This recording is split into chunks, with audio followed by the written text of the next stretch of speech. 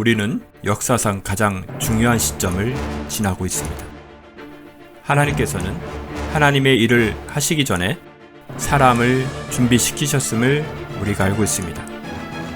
하나님 말씀은 마지막 때에 대추수, 대부흥의 때가 있다고 분명히 예언하고 있습니다.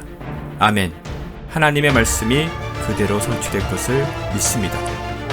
예레미야 눈물은 잠자는 교회와 영혼을 깨우기 위해 노력하고 있습니다. 이 가슴 뛰는 일에 함께 하길 원하시는 분은 카카오 채널로 연락 주시기 바랍니다. 당신은 위대한 하나님의 사람입니다.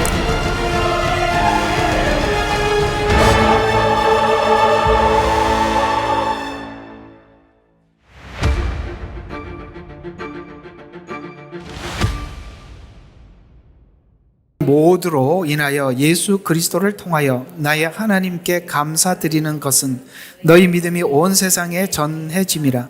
내가 그들 복음 안에서 나의 영으로 섬기는 하나님께서 나의 증인이시니 나의 기도에 쉬지 않고 항상 너희를 말하며 어떻게 해서든지 이제는 언제라도 하나님의 뜻에 따라 너희에게 나아갈 형통한 여정을 갖게 되기를 간구하노라. 내가 너희를 보고 싶어하는 것은 내가 어떤 영적 은사를 너희에게 나누어 주어 너희를 굳게 세우게 하려 함이니 이는 너희와 함께 있어 너희와 너희의 믿음으로 인하여 서로 위로를 받으려 함이라. 형제들아, 이제 나는 너희를 원치 아니하노니 내가 다른 이방인들 가운데서 마찬가지로 너희 가운데서도 다소 열매를 거둘까 하여 여러 번 너희에게 가려고 시도하였으나 지금까지 방해받았느니라. 헬라인들이나 야만인들이나 지혜 있는 자들이나 어리석은 자들에게 내가 다 빚진 자로다. 아멘. 예. 우리가 이 내용을 얼핏 그냥 스치면서 읽다가 보면 우리가 일반적으로 옛날에 편지를 쓸 때 인사말을 쓰듯이 그냥 인사말을 쓰는 게 형식적인 인사말을 쓰는 것이 아니냐라는 생각이 들지만 오늘 여기 쭉 보면 인사말 치고는 말이 길지요. 우리가 그냥 인사말 하면 이게 못 가서 미안하고 이렇게 서신으로 쓴다 이렇게 할 정도가 여기 지나가야 되는데 오늘 인사말이 굉장히 긴 중요한 이유가 있습니다. 오늘 이 설교 내용을 준비하다가 옛날에 저희 할머니, 할아버지 이런 분들이 생각이 납니다. 옛날에 저희 할아버지, 할머니 때는 이게 글을 못 배운 분들이 굉장히 많아요. 그래서 편지를 쓸 때 꼭 손주들 불러가지고 내가 읽어줄 테니까 받아 적어라 이렇게 해서 제가 받아 적은 적이 많아요. 근데 꼭 인사말은 똑같습니다. 그래서 말하기 전에 미리 적어 놓습니다. 이렇게 말을 하면 적었습니다 이렇게 합니다. 그게 뭔지 나도 이렇게 쓰면서 무슨 말인지 몰랐어요. 존경하는 할아버지께 이렇게 하든지 이렇게 존칭을 쓰고 그다음에 꼭 이 말을 씁니다. 지금도 외워요. 그게 뭐냐면 할아버지 그동안 기체 1년 만강하옵시고 이렇게 그게 난 지금 무슨 말인지 모르는데 항상 그 말을 해서 제가 미리 써놓고 이미 적어놨습니다. 그 말고요. 이렇게 이제 해서 제가 적은 게 있어요. 지금 생각해 보니까 기체 1년 만강이라는 말이 이게 변함없이 건강하시냐 이런 그 건강에 대한 그 글이었습니다. 지금 보니까 그 말이에요. 저는 무슨 말인지 모르고 항상 썼습니다. 그래서 마치 그런 기체 1년 만강하옵시고 이 말 같이 보이지만 전혀 그 말이 아니라는 이야기를 좀 드리려고 하는 것입니다. 오늘 여기 이제 본문을 잠깐 우리가 이렇게 해석을 해보면 이 내용이 어떤 식으로 전개하려고 하는지 이해할 수 있습니다. 잠깐 보시죠. 성경을 보면 자 11절을 보면 자 10절 후반부를 보면 너희에게 나아갈 형통한 여정을 갖게 되기를 기도하고 있습니다. 간구한다.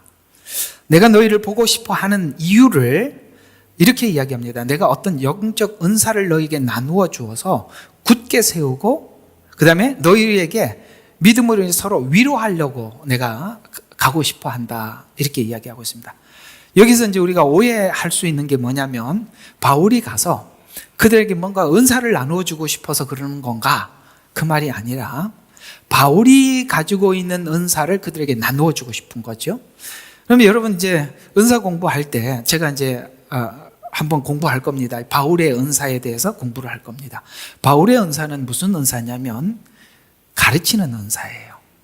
그렇게 쉽게 말해서 목사와 교사로라고 했을 때 바울은 목사보다는 교사의 은사입니다. 직분입니다. 그러니까 누구는 이렇게 보면은 설교를 잘하기도 하지만 어떤 사람들은 이렇게 강의를 잘하는 사람이 있어요. 그러니까 제가 그 은사를 가진 사람이기 때문에 바울을 잘 이해를 해요. 그러니까 이 로마 교회는 하나님께서 은혜를 주셔서 이 로마 교회 교인들의 믿음이 온 세상에 전파되었어요. 너무 아름다워요. 그럼 이 말을 왜 바울이 기록을 하고 있느냐면 원래는 유대인들의 종교인들, 그러니까 바리새인들이나 서기관들의 신앙이 온 세상에 전파되어야 하는데, 그렇죠? 구약으로 보면. 근데 그들의 믿음은 사람들에게 전파되지 않아요. 그런데 놀랍게 로마 교회 성도들의 신앙이 세상 사람들에게 전파됩니다. 그럼 로마서를 쭉 일련적으로 보면 로마 교인들이 가지고 있는 믿음은 어떤 믿음이고 유대인들이, 종교인들이 가지고 있었던 믿음이 완전히 다르다는 걸 알 수 있습니다. 그 그러니까 바리새인들의 믿음은 율법적 믿음이에요. 그들의 믿음은 누구에게도 알려지지 않아요. 그런데 이 로마 교인들의 믿음은 8장에 가보면 사랑 안에서 끊을 수 없는 믿음입니다. 그러니까 이들은 바리새인들의 믿음은 하나님을 법으로 섬기는 믿음이라면 이 로마 교인들이 가지고 있었던 믿음은 하나님을 사랑하는 믿음이에요. 이 믿음이 온 세상에 전파되었어요. 그러나 이 로마 교인들이 지금 부족한 게 있어요. 그게 뭐냐면 예수님을 만나고 예수님을 사랑하고 그 관계적 믿음 속에서 들어갔지만 지금 결과론적인 그 십자가 안에 있는 믿음은 소유는 했지만 교리적으로 이 복음이 어떻게 출발을 했는지, 어떤 과정을 밟아서 자신들에게 왔는지 이 과정, 그 구약에 대한 이해가 없단 말이에요. 그러니까 바울이 가르치는 은사를 가진 자로서 그들에게 지금 아직 정립되지 않은 이 복음이 어떻게 출발을 했고 우리 속에 어떻게 들어왔는지를 체계적으로 전해줌으로써 위로를 받고 뿌리를 내리고 확신에 거하게 하기 위해서 내가 가고자 했지만 길이 열리지 않아서 내가 지금 너희들을 꼭 만나서 이 믿음을 통해서 너희들에게 뿌리를 깊이 내려서 흔들리지 않도록 그렇게 하기 위해서 내가 로마 교회에 가고 싶은데 길이 막혀서 못 가니까 서신을 먼저 보낸다, 이런 뜻이에요. 근데 한번 생각해 봐요. 바울이 먼저 갖는 게 좋아요? 아니면 미리 서신을 보내는 게 다행이에요? 서신을 보내는 게 다행이죠. 다 하나님의 뜻이 있었던 거죠. 그래서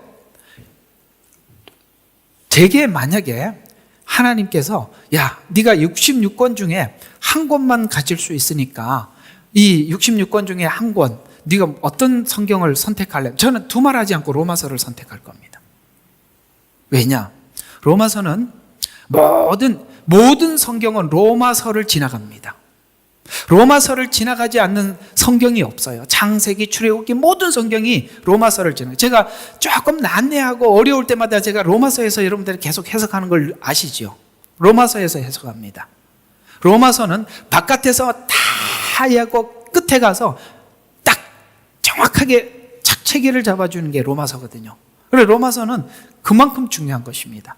저는 이 로마서가 왜 이렇게 중요하냐면 로마에 있는 교인들의 그 모범적인 신앙이 온 세상에 알려지고 이 로마서가 전해져요. 그 당시에 이런 말이 있잖아요. 모든 길은 로마로 통한다는 말이 있었어요. 로마에 있는 교인들의 신앙의 그 아름다운 모습이 온 세상에 알려지거든요.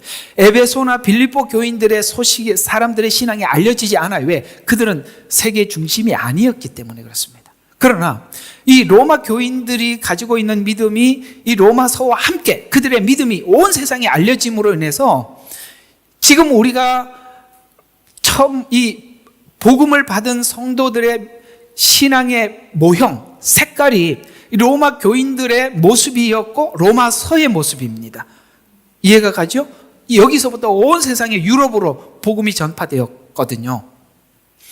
그런 차원에서 하나님께서는 이 로마서라는 것이, 특별히 로마서는 로마 교회의 문제를 가지고 접근한 것이 아니라 그 교회의 문제는 바울이 알지 못해요. 그러나 정확히 뭐를 알고 있냐면 그저 이들에게 전해진 복음을 체계적으로 설명해 주고자 하는 마음에 여기에 교회 문제를 다루는 것이 아니라 정확하게 구원에 관한 깊은 이해를 담아서 이 설명을 함으로 인해서 우리가 구원이 무엇이냐라는 것을 이 로마서 안에서 체계적으로 이해하지 못하면 그 구원은 항상 흔들리는 것입니다. 그런 차원에서 로마서는 귀한 은혜를 주고 있죠. 그래서 금방 이 말씀을 여러분들이 들은 말씀대로 한번 구절을 보시면 이해가 갈 겁니다. 이제 이게 단순한 인사말이 아니라는 걸. 11절을 보세요. 내가 너희를 보고 싶어 하는 것은 내가 어떤 영적 은사를 너희에게 나누어 주어 너희를 굳게 세우려 함이라. 이는 곧 내가 너희와 함께 있어 너희와 나의 믿음으로 인하여 서로를 위로하게 하려 함이라 라고 하면서 이렇게 인사말이 16장에 이런 말을 또 한 번 더 남겨요. 16장. 그러니까 이게 1장은 제일 앞이고 16장은 제일 마지막이잖아요. 그 16장에 보면 17절에 이런 말씀이 나옵니다. 이제 형제들아, 내가 너희에게 권하노니 너희가 배운 교리에 지금 뭐예요? 지금 교리를 정확하게 설명해요. 그러니까 이 로마서가 교리라는 걸 알 수 있어요. 그렇죠? 그러니까 너희 배운 교리에 역행하여 분열을 일으키고 공박하는 자들을 주의하고 그들에게서 떠나라. 이게 진짜니까 로마서를 꼭 붙잡으라는 얘기예요. 근데 이걸 가지고 누군가가 들어와서 공박하고 분열시키고 우리로 하여금 자꾸 이렇게 헷갈리게 만들고 그러는 사람들에 대해서 단호하게 대처해라. 로마서를 가지고 사실 지금 많은 이단들은 로마서를 가지고 얼마든지 찾아낼 수 있어요. 그러면서 자 보세요. 어떻게 우리를 분열을 시키냐면 18절 보면 그러한 자들은 우리 주 예수 그리스도를 섬기는 것이 아니라 우리가 지금 이 진짜 복음을 가지고 있는데 이 사람들이 이 종교 사기꾼들이 와서 자기 배를 채우기 위해서 이렇게 얘기합니다. 자기들은 배를 섬기는 것이니 아시겠어요? 자기 욕심을 위해서 사람들을 이렇게 현혹한다는 거예요. 근데요, 이런 말이 있어요. 나는요, 이 말 괜히 쓴 게 아니거든요. 뒤에 말 잘 봐요. 정중한 말, 그럴듯한 언변. 보통 제가 지금까지 이단을 연구하면서 느낀 게 뭐냐면 이단들은 굉장히 정중하다는 겁니다. 그리고 언변이 탁월해요. 저는 모르겠습니다만 저는 제 생각은 그래요. 마음이 순수하고 깨끗하고 정직한 사람들은 보통 말을 잘 못해요. 왜냐하면 속에서 나오는 말을 막 속여서 할 수가 없기 때문에 말을 막 상대방을 막 이렇게 마음을 사기 위해서 말을 못 만들더라고요. 제 말이 맞나요? 그냥 그런 것 같아요. 이 마음이 깨끗하고 정직한 사람들은요, 자기 속에 없는 말을 못하기 때문에 어디서 말문이 막히면 말을 잘 못해요. 근데 여기 보니까 정중한 말, 그 다음에 또 무슨 뭐라고요? 그럴듯한 언변. 이 언변이 탁월해요. 이 사기꾼일수록 말을 잘합니다. 이 말이 여기만 나온 게 아니에요. 다른 데도 나와요. 디모데 전후서인가 거기도 나와요. 이 언변이 탁월하다. 그렇게 고린도전서에 보면 바울이 고린도 후서구나. 거기 보면 나는 말은 어눌하다요. 그러나 이 글에는 글을 쓰는 것에서는 자신이 있는데 이 거짓 사도들이 와서 고린도 교인들을 막 홀기는데 완전히 이게 언변으로 홀기는 거예요. 그런데 이 말을 바울하고 둘을 세워놓으면 그 사람들이 말이 너무나도 탁월하기 때문에 바울이 질 거예요. 그러나 바울이 글을 쓰는 데는 누구보다 탁월하게 내가 그래서 글로 써. 그래서 하나님이 바울을 그렇게 많이 쓰신 거예요.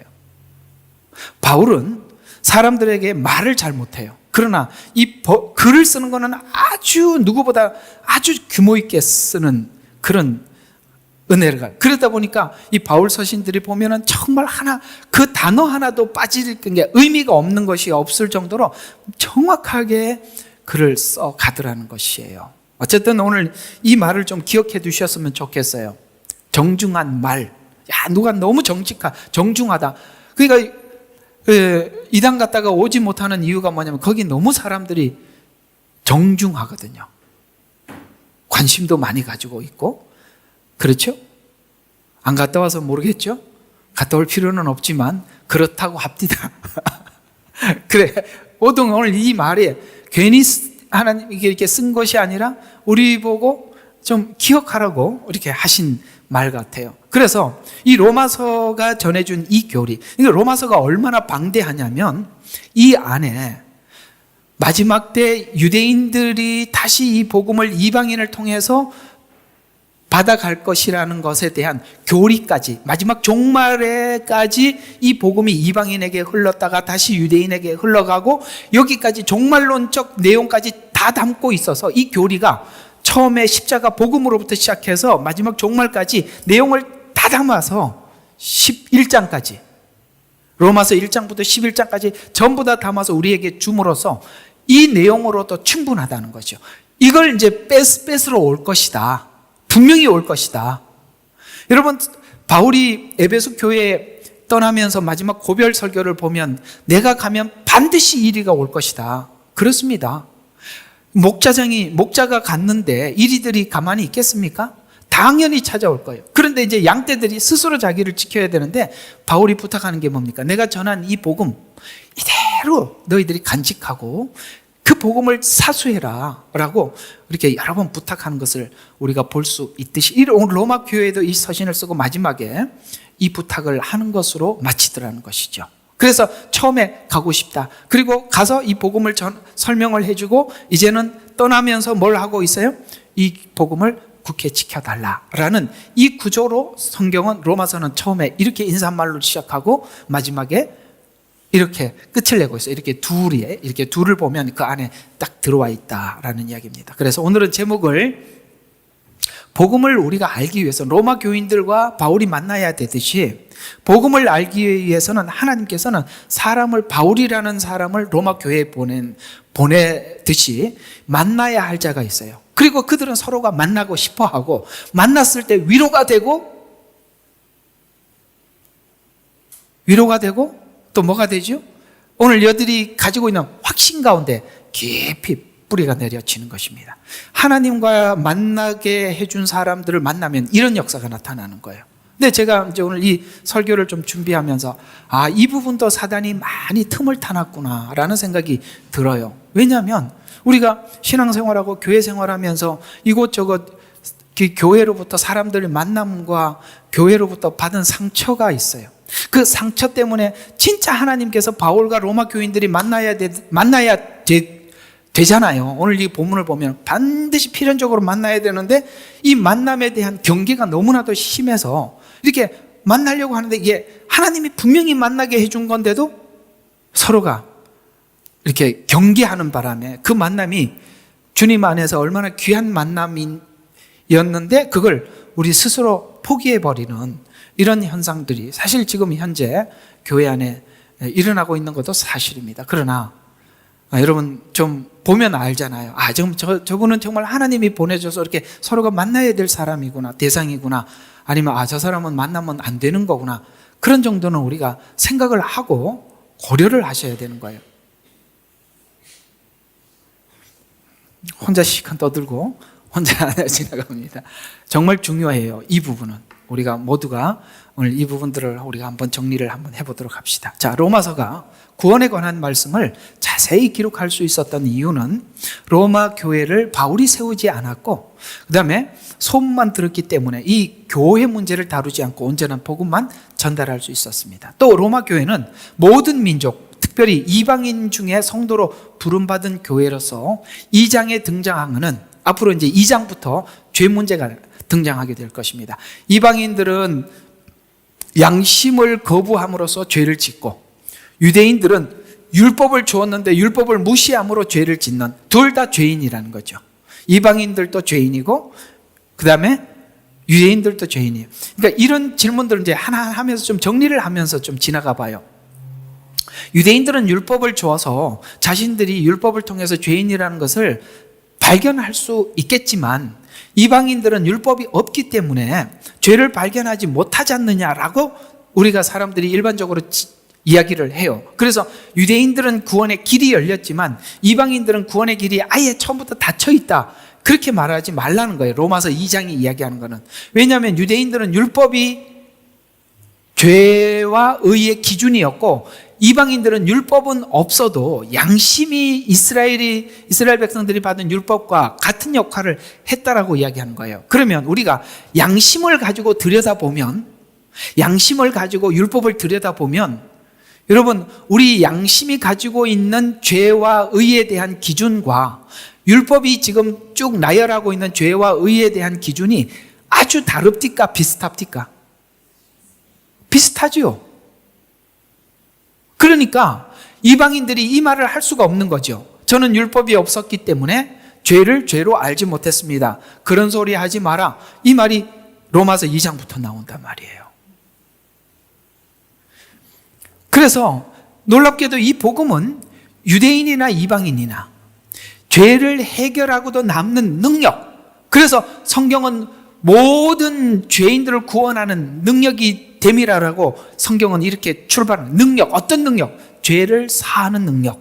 더 나아가서 우리가 하나님 앞에 회복하는 능력, 이런 능력이 복음에 있다라고 그렇게 설명을 해 들어가는 것입니다. 그래서 죄를 이기는 능력이 십자가 복음에 있음을 알려서 17절에 보니까 믿음에서 믿음에 이르러, 믿음에서 믿음에 이르러, 그 믿음이 오늘 5절에 이야기하는 것처럼 모든 민족 가운데 믿음으로 순종케 하여, 이게 저번 주에 여러분들에게 전했던 핵심 포인트죠.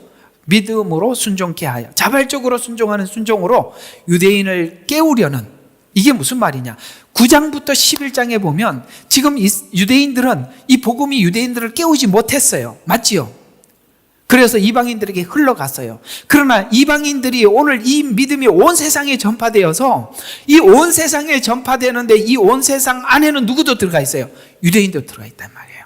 그러니까 이방인들이 하나님을 사랑하는 믿음으로 살아가는 이 삶이 결국은 마지막 때 누구를 회복시키는 거예요? 유대인들을 회복시키기 위한, 그렇게 되기 위해서는 우리가 오늘 로마 교인들이 하나님을 관계 속에서 믿음을 갖고 사랑하는 이 안에서, 사랑하는 주님이 우리를 사랑하고 우리가 주님을 사랑하는 이 관계 속에서 순종하는 믿음이 다시 유대인에게 전해지기 위해서는, 아시겠어요? 이 이방 교회의 역할이 크다는 것이. 자, 그러면 여기서 어디가 하나하나 제가 하도 이렇게 하다 보니까 질문하는 부분들이 있어서 자꾸 걸려서 풀고 지나가고 해볼게요.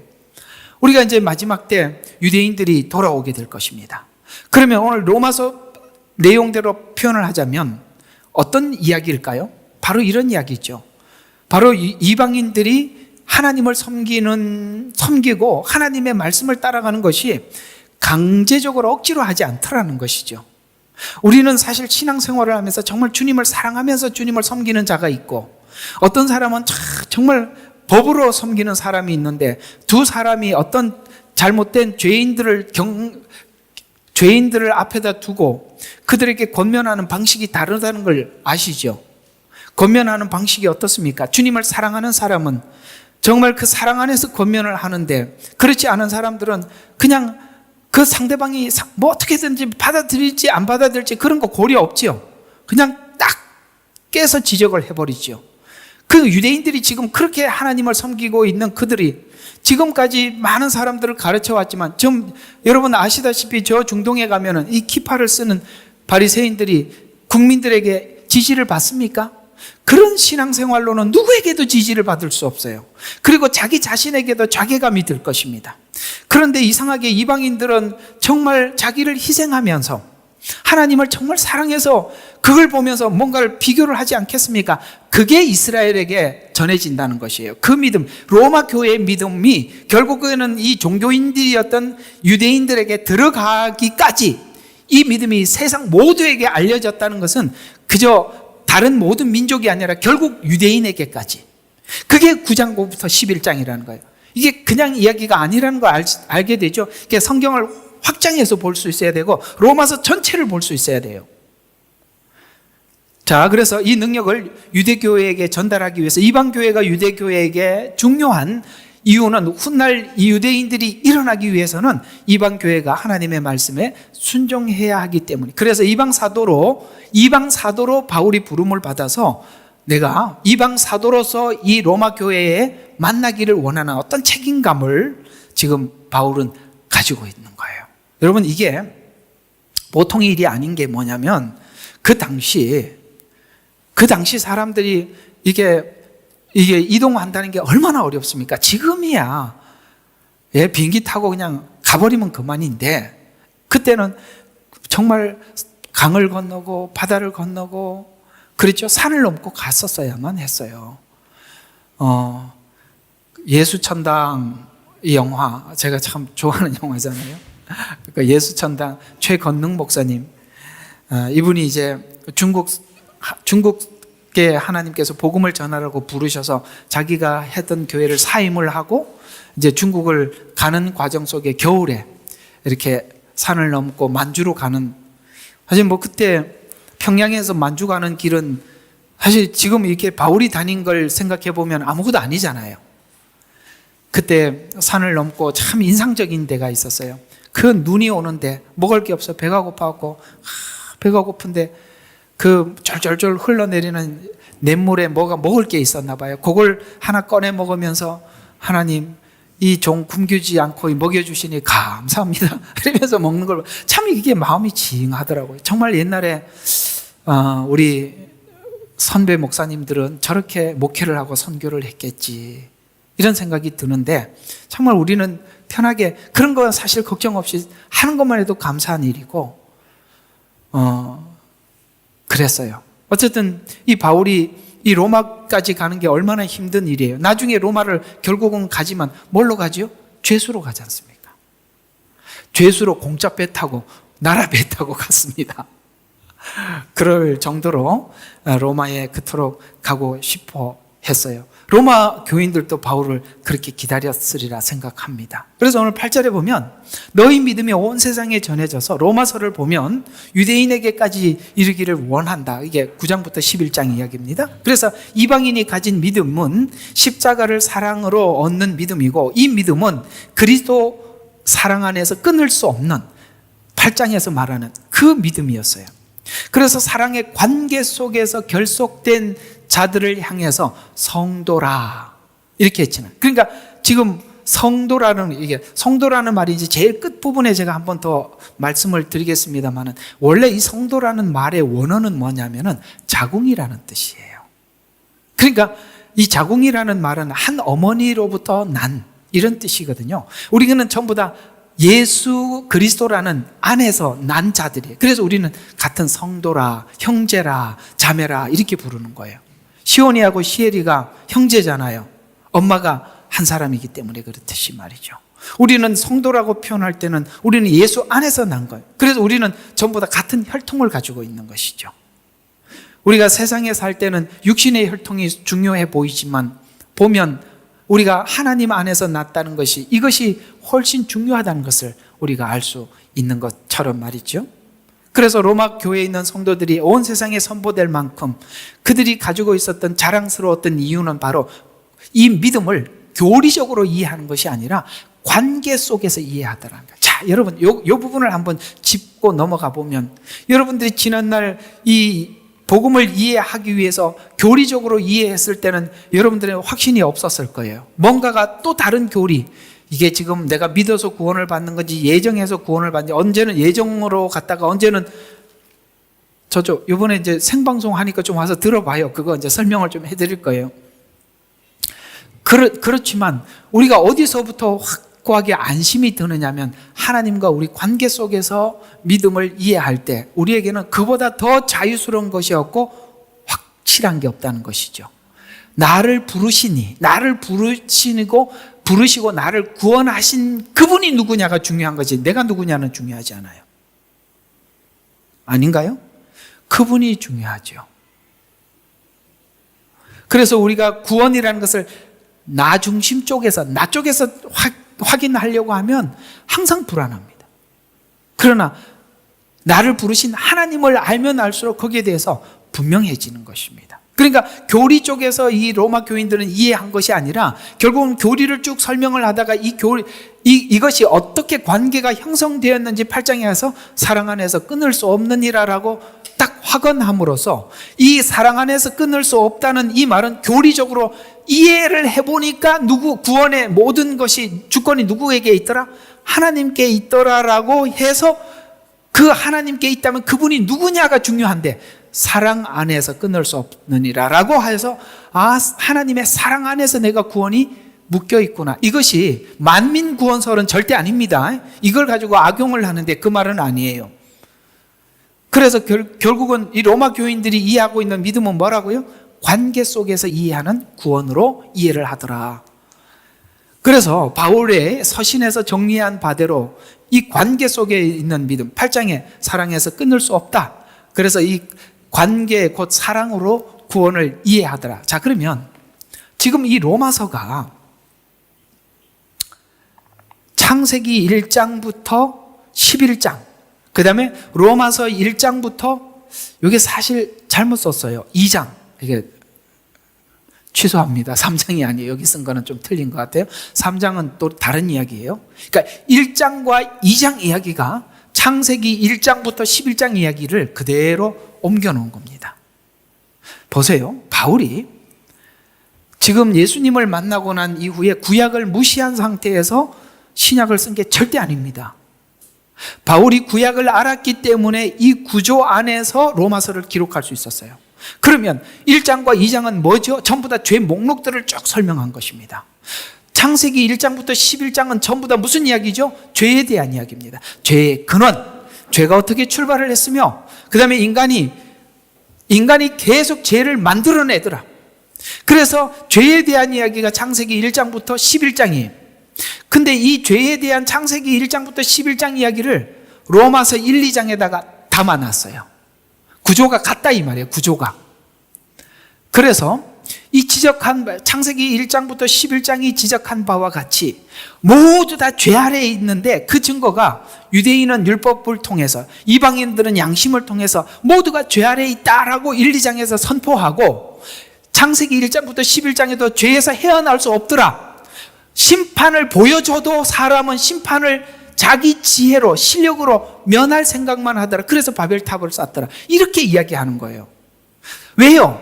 심판이 있다는 것을 분명히 알아도 인간은 스스로가 심판을 면할 능력이 없어서 바벨탑을 쌓는 이것 이외에는 아무것도 할 수 없더라. 바벨탑을 쌓는다고 해서 산꼭대기까지 물이 안 올라갈까요? 안 되는 거 아시죠? 이게 뭐예요? 복음은 무엇부터 출발하느냐? 나는 내 스스로 나를 구원할 수 없다라고 에서부터 복음은 시작되는 것입니다. 그것도 모르고 나는 구원을 받았다라고 하는 것은 다 풍선이에요. 가스는 풍선이에요. 저 하늘로 혼자 떠다니는 거예요. 전혀 모르는 겁니다.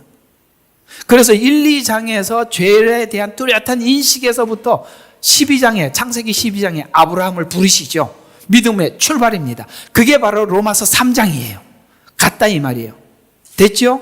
다시 한번 정리합니다. 로마서 1, 2장, 그 다음에 창세기 1장, 11장 같은 이야기. 로마서 3장, 창세기 12장 같은 이야기. 그러니까 지금 보세요. 바울이 자기 마음대로 쓴 게 아니라 구약을 기초로 로마서를 쓴 거다 이 말이에요. 됐죠? 그래서 우리가 신약을 알기 위해서는 구약에 대한 구조를 모르면 그냥 성경 한 구절을 가지고 그걸 붙잡고 앉아 있는 거예요. 그러면 안 돼요. 들어보니까 배울 게 많다라는 생각이 들지 않으세요? 많습니다. 우리가 알고 있는 지식은 대부분 단편적인 거예요. 전체를 묶을 줄 모르면 단편적이게 되고, 단편적은 다른 게 지지를 못 해주기 때문에 알아도 불안한 거예요. 알아도 불안하다고요. 울타리 혼자 세워놓고 지지대 없으면 언제 넘어질까 신경 쓰이지 않으세요? 지지대가 있어야죠. 그래서 유대인은 분명한 죄를 지적하는 율법을 가지고도 남을 가르치면서도 죄를 해결하지 못해요. 이거 이제 2장에 가서 잘 설명을 할 거예요. 가르치면 넘어간 게 아니라 가르쳐도 자기를 속이면서 가르치더라. 이 말이 이제 2장에서 나오고요. 알면서 죄를 지어 자신을 속일 수밖에 없는 기막힌 이유를 알아도 해결할 능력이 없어요. 다른 종교들은 죄를 지적을 해요. 죄를 지적을 해요. 그래서 해결할 능력이 없으니까 자력으로 해결하려고 해요. 기독교는 자력으로 해결할 수 없다라는 것을 철저하게 해서 누구를 찾게 만들어요? 메시아, 예수님을 구하게 하는 것입니다. 다른 거예요. 그래서 이유를 알아도 인간이 불가하더라 해결이. 그래서 유대인은 율법을 통해, 이방인은 양심을 통해, 나중에 이방인은 유대인을 통해 더 분명하게 죄를 지적받지만 모두가, 이방인이나 유대인이나 모두가 패닉 상태, 해결할 수 없음, 자력으로 해결하려고 하면 할수록 자기를 속임. 여기서 예수님은 오시는 겁니다. 이 자리에서. 그래서 이것을 알게 해주셔서 마치 창세기 11장과 같이 모든 사람이 창세기 11장과 같이, 자, 이런 이야기죠. 모든 사람이 죄를 범하여, 이거 이제 로마서 3장에 나오는 이야기잖아요. 모든 사람이 죄를 범해서 하나님의 영광에 이르지 못한 이 선언에서부터 복음을 설명하더라. 나는 내 스스로 해결할 수 없다. 여기서부터 출발하더라. 그래서 이것을 확인시켜서 회복받기 위해서는 하나님의 주신 의, 곧 하나님이 주신 의, 믿음의 의를 말씀해 주기 위해서 창세기 12장처럼 로마서 4장에 하는 말은, 이제 로마서 4장부터 이제 우리가 얻은 의가 아브라함을 설명하면서 우리가 어떻게 의를 얻게 됐는지 설명해 주는 거예요. 그러니까 자, 이렇게 되는 겁니다. 우리가 로마서를 아무리 로마서를 통해서 알려고 해도, 이 구원에 대한 전반적인 이해를 하려고 해도 아브라함을 통해서 하나님이 하려고 하는 메시지를 모르면 로마서는 자리가 잡히질 않아요. 왜 아브라함 이야기를 꺼내 들었느냐? 아브라함 생애 전체를 통해서 아브라함이 어떻게 의를 소유하게 됐는지 설명을 하는 걸 알고 로마서를 봐야 로마서가 내 속에 들어온단 말이에요. 그래서 구약과 신약은 떨어진 책이 아니라 너무나도 밀접한 것이에요. 예를 들어서 신약을 알면 신약에 알고 있는 내용이 구약에서 또 알아져야 되고, 구약에서 알면 다시 신약에서 맞춰야 돼요. 그래서 이게 신약과 구약 안에서 우리가 확고하게 증명이 될 때 분명해진단 말이에요. 제가 그래서 여러분들에게 성경 구절을 자꾸 어느 날 마태복음 꺼냈다가 창세기 갔다가 왔다 갔다 하는 이유가 그래서 그러는 거예요. 증명을 하는 겁니다. 증명이 안 된 거는 불안할 수밖에 없어요. 그래서 4장에 아브라함이 믿음으로 의롭게 되었다라고 이야기하면서 5장에 넘어가서는 이제 로마서가 이렇게, 구조가 이렇게 돼 있단 말이에요. 이제 이 믿음으로 얻은 의가 믿음의 삶을 살도록, 이게 뭐예요? 성화예요. 그러니까 이 과정이 필연적으로 있다 이 말이에요. 이런 게 없으면 우리는 지금 구원에 대한 부분을 오해하고 있거나 오판하고 있는 거죠. 그래서 믿음의 삶을 살도록 연단을 통해서 그리스도의 성품을 회복시키기 위해서는 이제는 예수님의 죽음과 부활을 따라가는, 우리 스스로가 그 죽음과 부활을 따라서 성도도 죽음과 부활의 길을 걸어야 한다라고 아담의 실패와 예수님의 승리를 비교해 주면서 설명해 주고 있더라는 거예요. 아담이 왜 실패했는지, 예수님은 왜 승리하게 할 수 있었는지. 그래서 첫 아담은 이렇게 실패하게 되었고 둘째 아담인 예수님은 이렇게 승리하게 되었다. 그러면 첫 아담은 왜 실패했어요?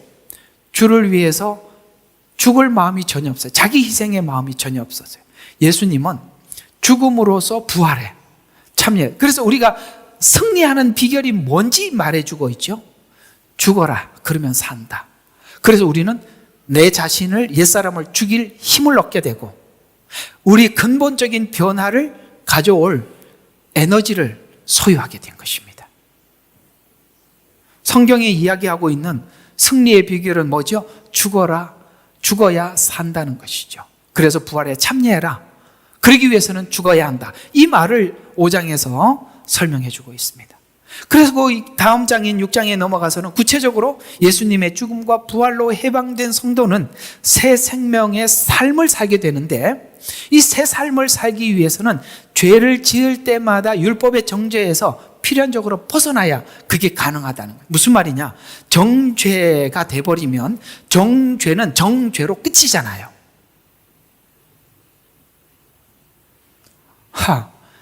이거 같이 공감해야 되는데, 정죄는 정죄로 끝이잖아요. 다음 뭘 생산을 못 하잖아요. 왜 유대인들이 저렇게 살아야 돼요?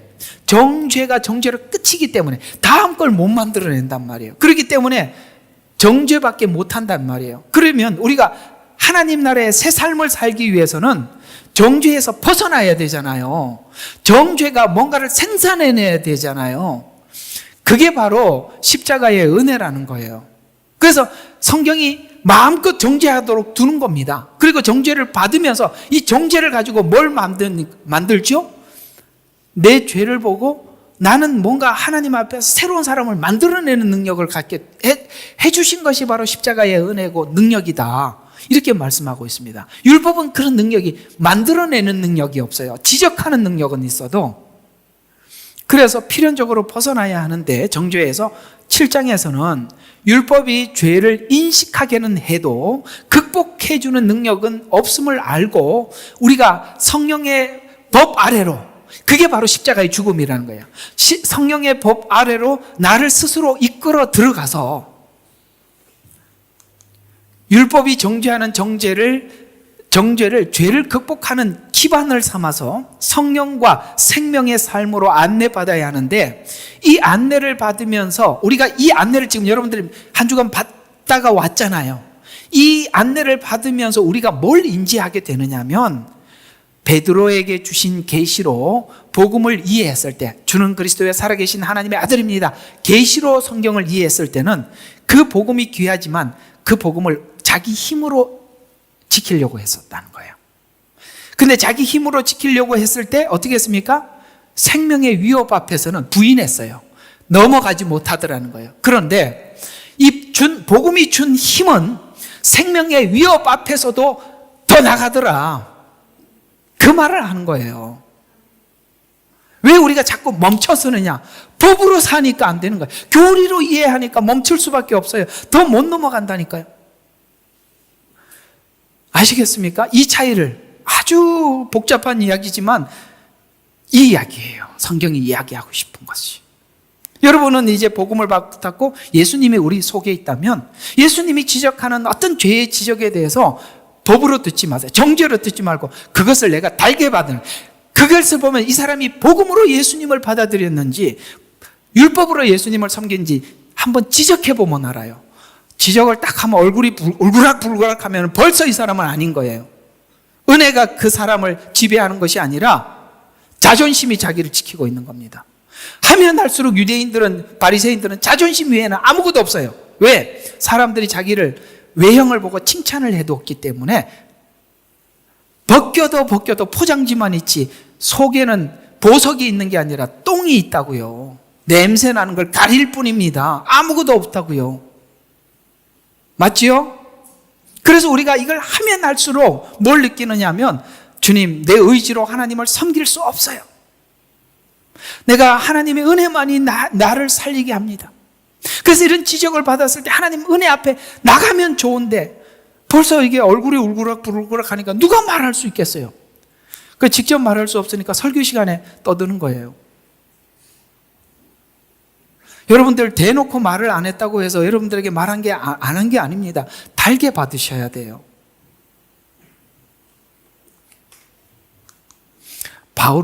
베드로는 그걸 넘어가는 것을 우리가 사도행전에서 보지요. 그래서 그 사이에 무슨 일이 있었어요? 이걸 넘어가는 사이에 주님과의 사랑의 관계가 형성돼서, 요한복음 21장에 사랑하느냐, 주를 사랑하는 줄 압니다. 바로 로마서 8장 거기를 도착한 겁니다. 누가? 베드로가. 그걸 넘어서서 이 관계라는 관점에서 예수님과 형성이 되니까 예수님을 이해했을 땐 우리가 스스로 자신의 생명을 드렸던 것처럼 성도는 로마서 1장과 8장을 통해서 하나님을 알아가게 되고 관계에서 하나님을 알 때 우리의 믿음은 흔들리지 않고 요동치 않는 것입니다. 9절과 10절에 보면 내가 그의 아들 복음 안에서 나의 영으로 섬기는 하나님께서 나의 증인이시니 나의 기도에 쉬지 않고 항상 너희를 말하며 어떻게 해서든지 이제는 내가 언제라도 하나님의 뜻을 따라 너희에게 나아갈 형통한 여정을 갖게 되기를 간구하노라 라고 말씀하고 있습니다. 이 사랑의 관계 속에 복음이 형성되어 있고 너희들은 주님과 이렇게 연결되어 있다는 것을 내가 알려주고 싶어서, 그래서 바울 사도가 로마 교인들을 보고 싶어하는 이유는 복음을 복음답게 관계 속에서 복음을 이해하여 동질의 믿음, 오늘 여기 보니까 같은 믿음을 가진 바울이 그 믿음을 가지고 있고 로마 교인들이 그 믿음을 가지고 있어서 얘기를 해보니까 얼마나 위로가 되는지, 내가 이해하고 있는 것이 맞구나, 그래서 같은 믿음을 가지고 있는 사람이구나, 이렇게 만나면 얼마나 행복해. 그러니까 이렇게 만나는 하나님 좋은 만남을 준비해 놨는데 내가 미리 경계해서 뒤로 빠지는 바람에 이 만남을 하나님이 준비해 놓은 것을 놓쳐버린다는 거예요. 여러분, 정말 저는 이렇게 목양을 보면 하나님께서 보내준 사람, 저 사람은 그냥 지나갈 사람 대략 보면 알아요. 제가 이게 몇 년째인데요.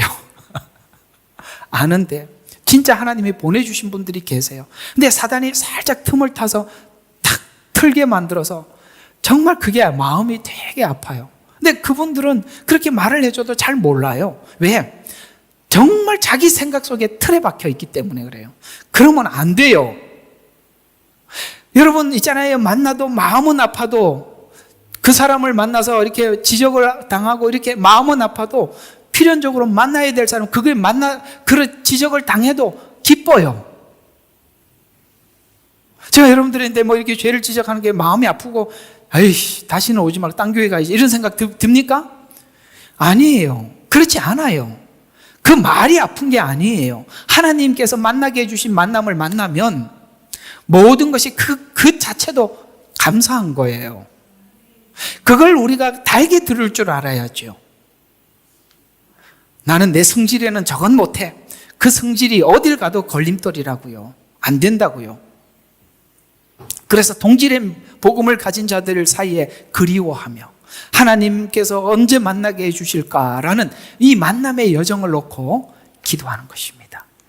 사도가 이들을 보고 싶어하는 이유는 오늘 10절에 보니까 이들은 복음이 더 견고하게 세움을 받기 위해서 어떤 영적 은사를 나누어 주기 위함이다 라고 이렇게 말씀하고 있는데, 사도가 나누어 주고 싶어 했던 은사는 자기가 가지고 있는 이 가르치는 은사를 가르쳐 나누어 주려고 하는 것입니다.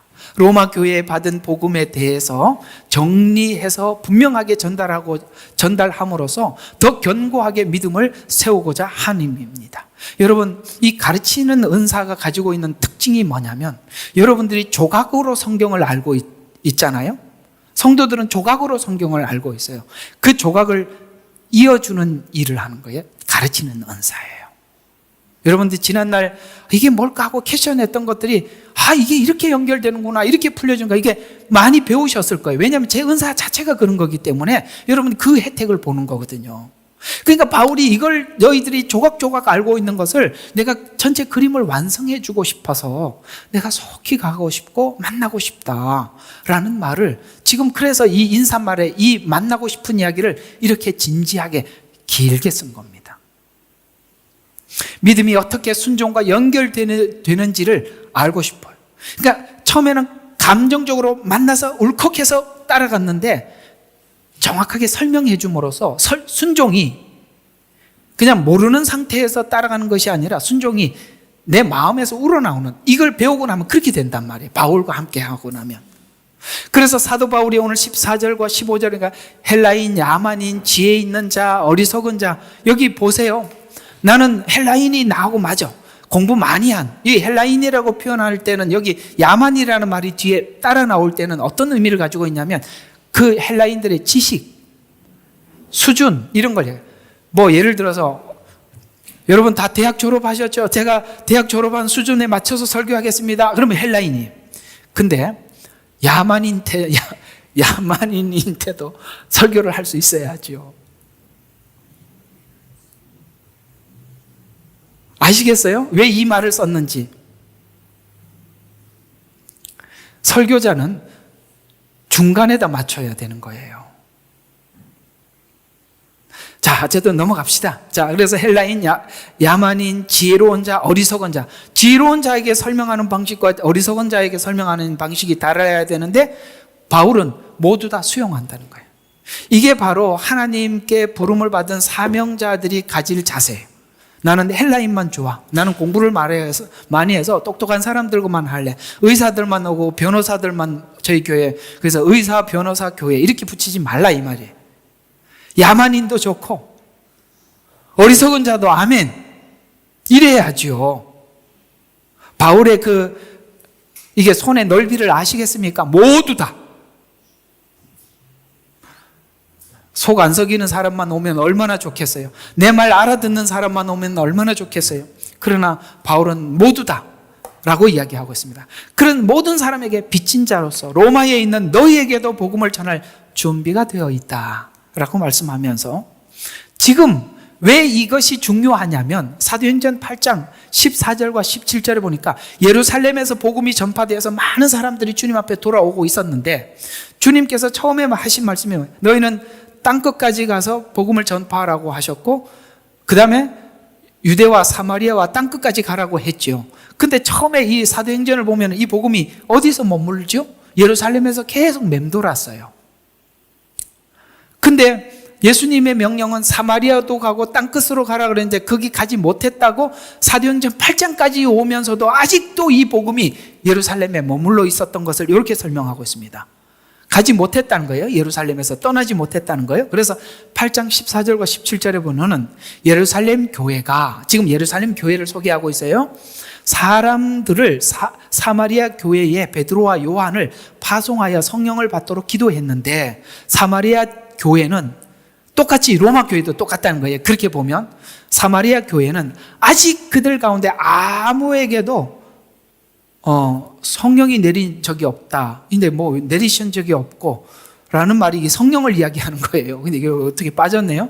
다만 예수 그리스도의 이름으로 침례만 받았기 때문이고 두 사도를 보내서 그들에게 안수해서 성령이 사도행전 1장 8절에 임했던 그 성령이 지금 예루살렘에 강력하게 전파되었는데 8장까지 가기까지 계속 이 안에 머물러 있었는데 예루살렘 교회가 핍박이 남으로 그 활활 타오르던 불이 돌덩이가 떨어짐으로 확 흩어지는 바람에 이 복음이 전파되었다는 거예요. 이게 무슨 말이냐? 복음을 전하지 않고 선교하지 않는 교회는 복음을 전할 수밖에 없도록 확 틀어버린다는 거예요. 좋은 말 할 때 됐죠? 더 말을 안 해도 알겠죠? 좋은 말 할 때 그런 이야기입니다. 그래서 두 사도를 보내서 그들에게 안수하여 그들이 성령을 받았다라고 했던 이 말처럼 로마 교회도 이 앞에 있는 사마리아 교회처럼 찾아가서 말씀을 가르쳐 체계화시키고 성령을 받게 해서 교회를 굳게 세워 너희를 견고케 하려는 하듯 바울이 로마 교회를 찾아가 전하고 싶어하는 애타는 마음으로 기도하고 있는 것입니다. 그래서 내가 간구하노라 이렇게 표현하고 있는 것이죠. 이 은사를 나누어 줌으로써 12절에 이는 곧 내가 너희와 함께 있어 너희와 나의 믿음으로 인하여 서로 위로를 받게 전하는 사람도 위로가 되고 받는 사람도 위로가 되는 거예요. 이렇게 만나면 하나님께서 만나게 해주시는 만남은 전하는 사람도 위로가 돼요. 근데 받는 사람들도 위로가 되는 거죠. 그래서 바울과 로마 교회 사이의 위로는 나의 믿음으로 인하여 서로 위로를 받게 하려 함이라 라고 하면서 로마 교회는 믿고 있지만 복음에 관한 정리가 되어 있지 않고 있어서 바울은 믿음의 시작, 이게 아브라함의 예를 들어서 믿음의 시작과 과정과 결과를 설명해 주어서 바울의 지식으로 로마 교회에 많은 위로가 되었음을 말해주고 있는 것입니다. 이와 같이 만나고 싶어하는 자와 만나야 할 자들 사이에 준비해 두신 관계를 통해서 만남은 로마 교회 바울, 이 두 준비해 주신 그 관계 속에서 있는 만남은 서로에게 위로와 유익 깊어지는 신앙, 그리고 믿음이 개인적으로 순종으로 이어지는 이런 열매가 나타난단 말이에요. 어때요? 오늘 여기 쭉 적은 이 이야기가 여러분 안에도 이루어지고 있다면 그 만남은 여러분과 하나님 안에서 준비된 만남인 것입니다. 여러분 이렇게 되고 있다면 이거 하나님 만나게 해주신 게 맞구나, 이렇게 생각하면 되겠습니다. 그래서 사도는 로마 교회에 있는 성도들을 형제라, 아까 이제 자궁이라고 말씀했던 거, 이 말은 한 피를 나눈 이라는 뜻으로 한 아버지를 모시고 있음을 의미합니다. 예수님도 그런 말씀을 하셨죠. 누가 형제며 자매냐 라고 말씀하신 것처럼. 그러나 바울이 로마 교회의 열매를 거두기 위해서는 여러 번 가려고 했지만 지금까지 긴 시간에 맹렬하고 심한 방해를 받았다라고 말씀을 하고 있습니다. 길이 막혔던 것은 사단의 방해도 있었겠지만 더 깊이 서로 갈망해야 할 시간을 허락한 것, 그리고 서신을 미리 보내서 준비시킨 것, 이런 의미가 담겨 있겠죠. 이 만남도 설교를 들어야 되는 사람은 갈망해야 되는 시간이 필요하고요, 설교를 해야 되는 사람도 설교를 할 수 있는 준비 기간이 필요해요. 그 시간이 되면 만나는 겁니다. 자, 결론입니다. 복음을 우리가 경험적으로, 체험적으로 알았다 할지라도 복음이 지식을 통해서 굳어져야 하는 것입니다. 공감하시죠? 내가 지금 체험한 것이 뭔지 지식적으로 굳어져야 하는 것입니다. 그러기 위해서는 먼저 복음을 받고 고민해야 할 시간이 필요합니다. 그리고 하나님이 보낸 사람을 만남으로 복음이 정리되는 것입니다. 쉽게 말해서 여러분들이 복음을 담을 수 있는 통을 준비하는 시간입니다. 갈망하는 시간. 그리고 하나님께서 거기를 채워주시는 것입니다. 이런 게 있어요. 하나님이 만난 사람들을 만나게, 내가 의문스러워했던 거, 알고 싶었던 것들이 시원하게 열립니다. 이 경상도 억양 같아요. 시원하게 열립니다.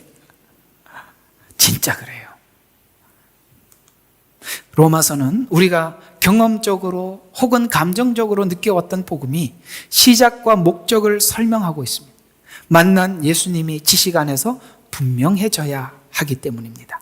그래서 로마서 한 장 한 장 넘어가면서 로마서에서 우리에게 풀어주는 이야기들, 율법이 무엇인지, 그 다음에 정죄가 무엇인지, 이 정죄가 어떻게 속죄가 되었는지, 어떻게 우리가 자유를, 이 자유가 갑자기 탁 나는 자유 얻었어 그래하고 자유가 함부로 얻어진 것이 아니라 이 과정 안에서 어떻게 우리가 자유가 우리에게까지 왔는지, 이걸 우리가 뼈저리게 느낀 자유가 방종으로 가지 않고 자유가 질서를 세우더라. 아시겠어요? 자유가 질서가 되기 위해서는 이 과정을 모르면, 그래서 우리가 옛날 우리 한국 건국사를 보면, 이 대한민국 건국사를 보면 이승만 대통령이 우리나라를 세우면서 항상 기조로 세웠던 성경 구절이 진리를 알지니 진리가 너희를 자유케 하려, 이 자유가 있어요. 그래서 이 진리를 알고 뒤에 자유가 따라오는데 이 사람들이 진리를 이거는 무시하고 자유만 해가지고 이런 참 해프닝이 참 많았대요. 그래서 어느 날 이런 일이 진짜 많았답니다. 그냥 뒤통수를 탁 때렸어요. 그래서 왜 때리니까 우리는 자유다. 이런 자유가 어디 있습니까? 우리가 실제 예수를 믿으면서도 이런 자유로 믿음이라고 생각하는 분들이 있어요. 아닙니다. 내 마음대로 하는 자유가 아니라 주 예수 그리스도 안의 자유는 무척이나 질서를 가진 자유입니다. 예의를 지킬 줄 알고 상대를 위할 줄 알고 철저한 이 관계 속에서 자유지, 내 마음대로 해도 돼. 이걸 악용해서 이단들은 괜찮아, 자유를 얻었으니까, 마치 우리 대한민국 초기에 있는 거 뒤통수 탁 때리고 남의 밟을 콱 밟고 내 마음대로 이제는 자유로운 세상이 왔다는 거죠. 이런 자유는 자유가 아니죠. 이거는 아주 무례한 것입니다. 그 자유가 되기 위해서는 내가 율법 안에 어떻게 묶여 있는지를 알아야 하고, 그 율법이 나에게 어떤 정죄를 통해서 내가 얼마나 해결할 수 없는 죄인이라는 걸 아는 상태에서 속죄가 가치가 있는 것이고, 그 속죄의 가치가 우리의 진정한 정말 질서 있는 자유를 줌으로써 이제는 나 자신을 위하지 않고 이웃을 위한 아름다운 성숙한 성도로 자라가게 되는 것입니다. 바울과 로마 교회의 만남을 소중히 여기고 서로가 보고 싶어 할 만큼 간절함이 서로에게, 우리 모두에게 있기를 바라고, 하나님께서 여러분들에게 이 로마서를 하는 내내 이 과정 속에 참된 자유를 얻고 기쁨으로 주님을 섬기는 우리 예눈방과 우리 주생명 선교교회가 되시기를 주 이름으로 축원합니다. 기도하고, 모두로 인하여 예수 그리스도를 통하여 나의 하나님께 감사드리는 것은 너희 믿음이 온 세상에 전해짐이라. 내가 그들 복음 안에서 나의 영으로 섬기는 하나님께서 나의 증인이시니 나의 기도에 쉬지 않고 항상 너희를 말하며 어떻게 해서든지 이제는 언제라도 하나님의 뜻에 따라 너희에게 나아갈 형통한 여정을 갖게 되기를 간구하노라. 내가 너희를 보고 싶어하는 것은 내가 어떤 영적 은사를 너희에게 나누어 주어 너희를 굳게 세우게 하려 함이니, 이는 너희와 함께 있어 너희와 너희의 믿음으로 인하여 서로 위로를 받으려 함이라. 형제들아, 이제 나는 너희를 원치 아니하노니 내가 다른 이방인들 가운데서 마찬가지로 너희 가운데서도 다소 열매를 거둘까 하여 여러 번 너희에게 가려고 시도하였으나 지금까지 방해받았느니라.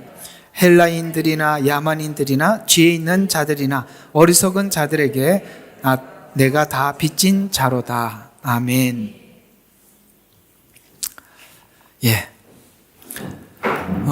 우리가 이 내용을 얼핏 그냥 스치면서 읽다가 보면, 우리가 일반적으로 옛날에 편지를 쓸 때 인사말을 쓰듯이 그냥 인사말을 쓰는 게 형식적인 인사말을 쓰는 것이 아니냐라는 생각이 들지만, 오늘 여기 쭉 보면 인사말 치고는 말이 길지요.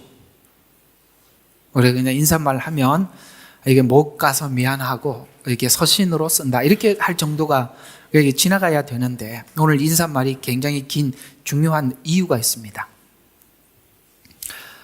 오늘 이 설교 내용을 준비하다가 옛날에 저희 할머니, 할아버지 이런 분들이 생각이 납니다. 옛날에 저희 할아버지 할머니 때는 이게 글을 못 배운 분들이 굉장히 많아요.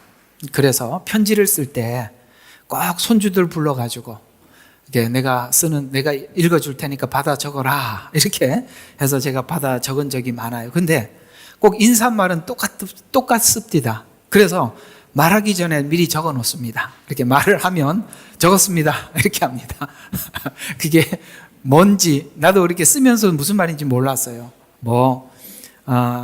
존경하는 할아버지께 이렇게 하든지 이렇게 존칭을 쓰고, 그 다음에 꼭 이 말을 씁니다. 지금도 외워요. 그게 뭐냐면 할아버지 그동안 기체 1년 만강하옵시고 이렇게, 그게 난 지금 무슨 말인지 모르는데 항상 그 말을 해서 제가 미리 써놓고 이미 적어놨습니다. 그 말고요 이렇게 이제 해서 제가 적은 게 있어요. 지금 생각해 보니까 기체 1년 만강이라는 말이 이게 변함없이 건강하시냐 이런 그 건강에 대한 그 글이었습니다. 지금 보니까 그 말이에요. 저는 무슨 말인지 모르고 항상 썼습니다. 그래서 마치 그런 기체 1년 만강하옵시고 이 말 같이 보이지만 전혀 그 말이 아니라는 이야기를 좀 드리려고 하는 것입니다.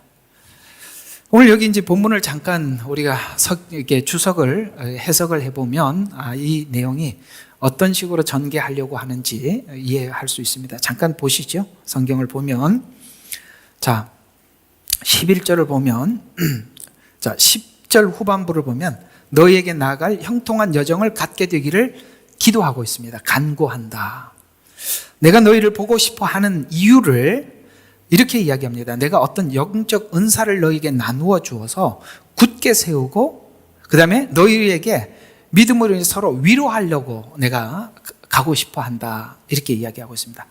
여기서 이제 우리가 오해할 수 있는 게 뭐냐면 바울이 가서 그들에게 뭔가 은사를 나누어 주고 싶어서 그러는 건가? 그 말이 아니라 바울이 가지고 있는 은사를 그들에게 나누어 주고 싶은 거죠. 그러면 여러분 이제 은사 공부할 때 제가 이제 한번 공부할 겁니다. 바울의 은사에 대해서 공부를 할 겁니다. 바울의 은사는 무슨 은사냐면 가르치는 은사예요. 그렇게 쉽게 말해서 목사와 교사로라고 했을 때 바울은 목사보다는 교사의 은사입니다. 직분입니다. 그러니까 누구는 이렇게 보면은 설교를 잘하기도 하지만 어떤 사람들은 이렇게 강의를 잘하는 사람이 있어요. 그러니까 제가 그 은사를 가진 사람이기 때문에 바울을 잘 이해를 해요. 그러니까 이 로마 교회는 하나님께서 은혜를 주셔서 이 로마 교회 교인들의 믿음이 온 세상에 전파되었어요. 너무 아름다워요. 그럼 이 말을 왜 바울이 기록을 하고 있느냐면 원래는 유대인들의 종교인들, 그러니까 바리새인들이나 서기관들의 신앙이 온 세상에 전파되어야 하는데, 그렇죠? 구약으로 보면. 근데 그들의 믿음은 사람들에게 전파되지 않아요. 그런데 놀랍게 로마 교회 성도들의 신앙이 세상 사람들에게 전파됩니다. 그럼 로마서를 쭉 일련적으로 보면 로마 교인들이 가지고 있는 믿음은 어떤 믿음이고 유대인들이, 종교인들이 가지고 있었던 믿음이 완전히 다르다는 걸 알 수 있습니다. 그 그러니까 바리새인들의 믿음은 율법적 믿음이에요. 그들의 믿음은 누구에게도 알려지지 않아요. 그런데 이 로마 교인들의 믿음은 8장에 가보면 사랑 안에서 끊을 수 없는 믿음입니다. 그러니까 이들은 바리새인들의 믿음은 하나님을 법으로 섬기는 믿음이라면 이 로마 교인들이 가지고 있었던 믿음은 하나님을 사랑하는 믿음이에요. 이 믿음이 온 세상에 전파되었어요. 그러나 이 로마 교인들이 지금 부족한 게 있어요. 그게 뭐냐면 예수님을 만나고 예수님을 사랑하고 그 관계적 믿음 속에서 들어갔지만 지금 결과론적인 그 십자가 안에 있는 믿음은 소유는 했지만 교리적으로 이 복음이 어떻게 출발을 했는지, 어떤 과정을 밟아서 자신들에게 왔는지 이 과정, 그 구약에 대한 이해가 없단 말이에요. 그러니까 바울이 가르치는 은사를 가진 자로서 그들에게 지금 아직 정립되지 않은 이 복음이 어떻게 출발을 했고 우리 속에 어떻게 들어왔는지를 체계적으로 전해줌으로써 위로를 받고 뿌리를 내리고 확신에 거하게 하기 위해서 내가 가고자 했지만 길이 열리지 않아서 내가 지금 너희들을 꼭 만나서 이 믿음을 통해서 너희들에게 뿌리를 깊이 내려서 흔들리지 않도록 그렇게 하기 위해서 내가 로마 교회에 가고 싶은데 길이 막혀서 못 가니까 서신을 먼저 보낸다, 이런 뜻이에요. 근데 한번 생각해 봐요. 바울이 먼저 갖는 게 좋아요? 아니면 미리 서신을 보내는 게 다행이에요? 서신을 보내는 게 다행이죠. 다 하나님의 뜻이 있었던 거죠. 그래서 제게 만약에 하나님께서 야, 네가 66권 중에 한 권만 가질 수 있으니까 이 66권 중에 한 권, 네가 어떤 성경을 선택할래? 저는 두말하지 않고 로마서를 선택할 겁니다. 왜냐? 로마서는 모든 성경은 로마서를 지나갑니다. 로마서를 지나가지 않는 성경이 없어요. 창세기, 출애굽기 모든 성경이 로마서를 지나가요. 제가 조금 난해하고 어려울 때마다 제가 로마서에서 여러분들이 계속 해석하는 걸 아시죠? 로마서에서 해석합니다. 로마서는 바깥에서 다 하고 끝에 가서 딱 정확하게 착체기를 잡아주는 게 로마서거든요. 그래서 로마서는 그만큼 중요한 것입니다.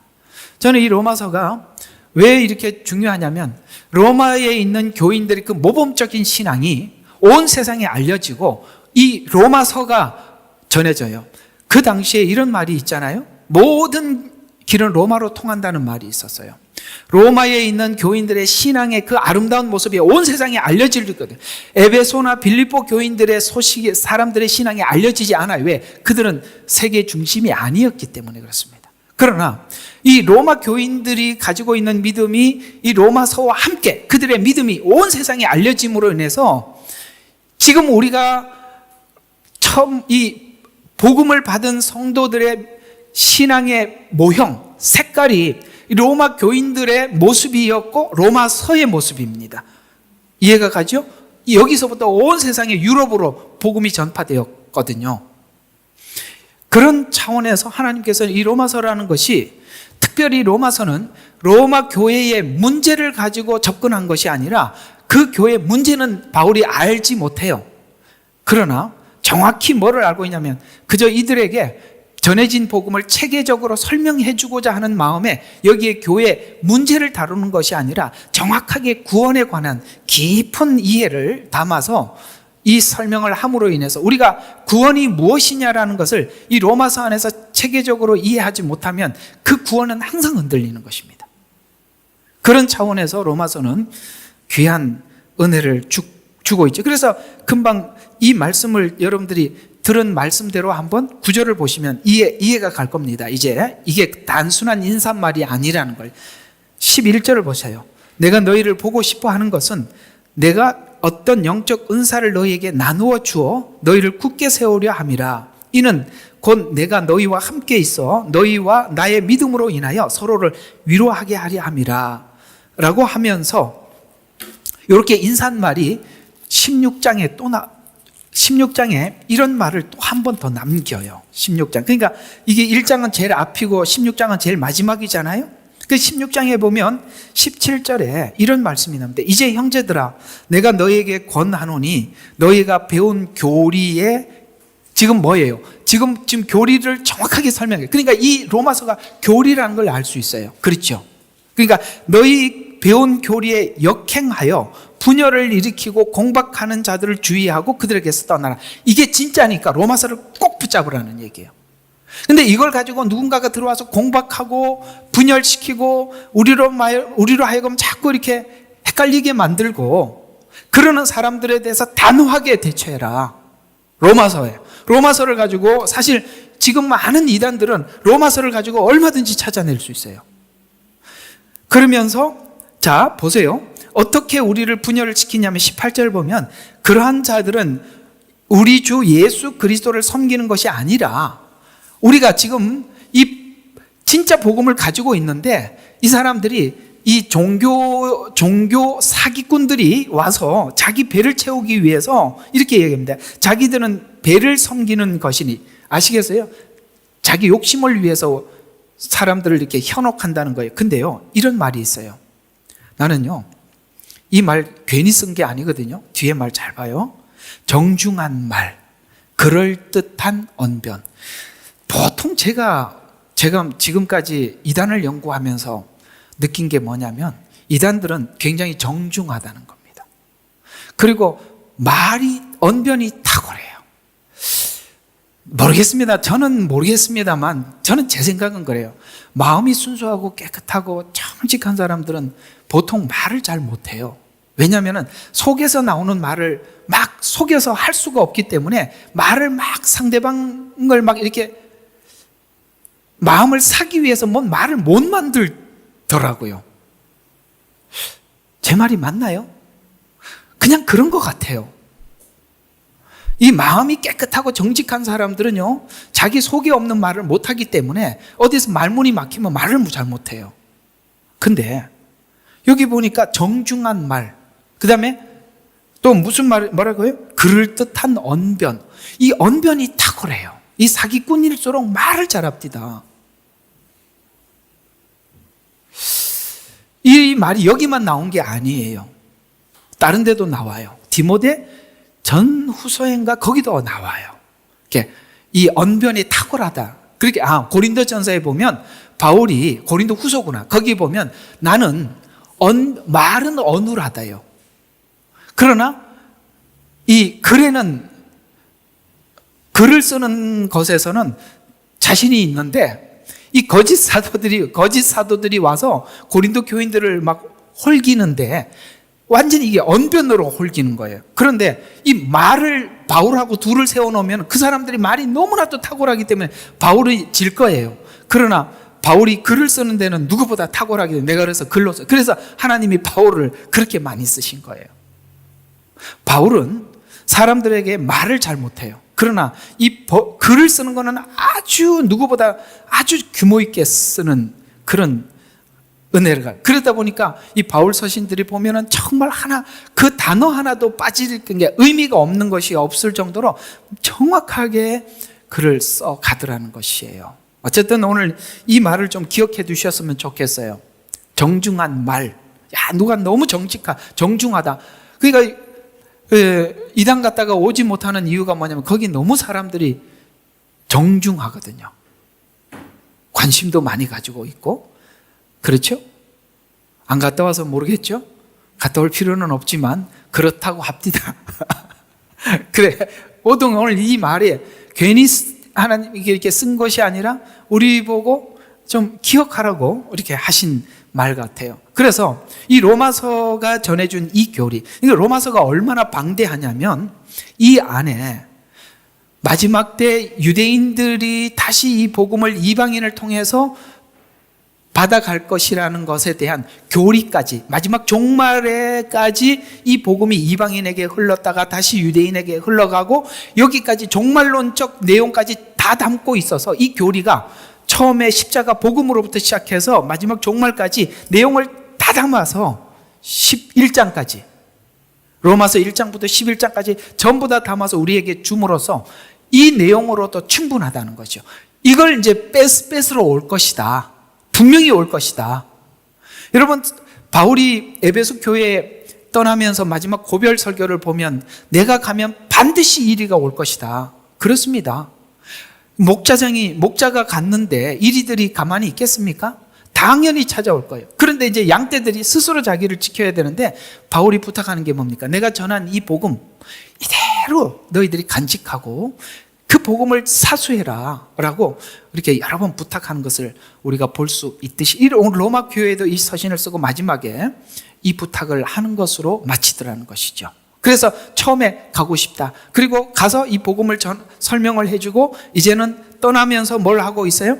이 복음을 굳게 지켜달라라는 이 구조로 성경은 로마서는 처음에 이렇게 인사말로 시작하고 마지막에 이렇게 끝을 내고 있어요. 이렇게 둘을 보면 그 안에 딱 들어와 있다라는 이야기입니다. 그래서 오늘은 제목을 복음을 우리가 알기 위해서 로마 교인들과 바울이 만나야 되듯이 복음을 알기 위해서는 하나님께서는 바울이라는 사람을 로마 교회에 보내듯이 만나야 할 자가 있어요. 그리고 그들은 서로가 만나고 싶어 하고 만났을 때 위로가 되고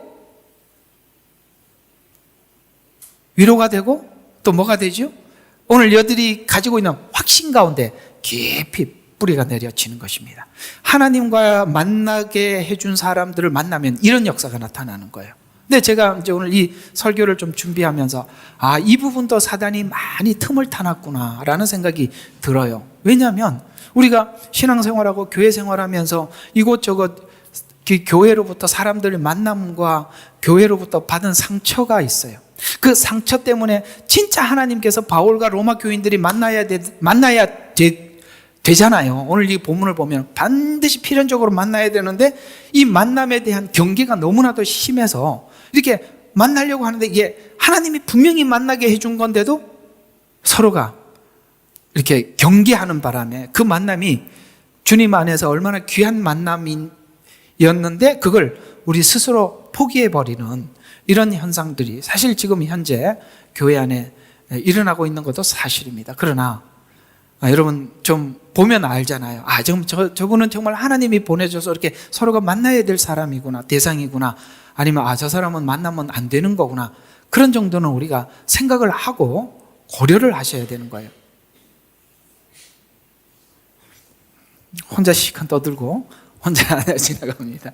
정말 중요해요. 이 부분은 우리가 모두가 오늘 이 부분들을 우리가 한번 정리를 한번 해보도록 합시다. 자, 로마서가 구원에 관한 말씀을 자세히 기록할 수 있었던 이유는 로마 교회를 바울이 세우지 않았고 그 다음에 소문만 들었기 때문에 이 교회 문제를 다루지 않고 온전한 복음만 전달할 수 있었습니다. 또 로마 교회는 모든 민족, 특별히 이방인 중에 성도로 부름받은 교회로서 2장에 등장하는 앞으로 이제 2장부터 죄 문제가 등장하게 될 것입니다. 이방인들은 양심을 거부함으로써 죄를 짓고 유대인들은 율법을 주었는데 율법을 무시함으로 죄를 짓는 둘 다 죄인이라는 거죠. 이방인들도 죄인이고 그 다음에 유대인들도 죄인이에요. 그러니까 이런 질문들을 이제 하나 하면서 좀 정리를 하면서 좀 지나가 봐요. 유대인들은 율법을 주어서 자신들이 율법을 통해서 죄인이라는 것을 발견할 수 있겠지만 이방인들은 율법이 없기 때문에 죄를 발견하지 못하지 않느냐라고 우리가 사람들이 일반적으로 이야기를 해요. 그래서 유대인들은 구원의 길이 열렸지만 이방인들은 구원의 길이 아예 처음부터 닫혀 있다. 그렇게 말하지 말라는 거예요. 로마서 2장이 이야기하는 거는. 왜냐하면 유대인들은 율법이 죄와 의의 기준이었고 이방인들은 율법은 없어도 양심이 이스라엘 백성들이 받은 율법과 같은 역할을 했다라고 이야기하는 거예요. 그러면 우리가 양심을 가지고 들여다보면 양심을 가지고 율법을 들여다보면 여러분 우리 양심이 가지고 있는 죄와 의에 대한 기준과 율법이 지금 쭉 나열하고 있는 죄와 의에 대한 기준이 아주 다릅니까? 비슷합니까? 비슷하죠. 그러니까 이방인들이 이 말을 할 수가 없는 거죠. 저는 율법이 없었기 때문에 죄를 죄로 알지 못했습니다. 그런 소리 하지 마라. 이 말이 로마서 2장부터 나온단 말이에요. 그래서 놀랍게도 이 복음은 유대인이나 이방인이나 죄를 해결하고도 남는 능력. 그래서 성경은 모든 죄인들을 구원하는 능력이 됨이라고 성경은 이렇게 출발하는 능력. 어떤 능력? 죄를 사하는 능력. 더 나아가서 우리가 하나님 앞에 회복하는 능력.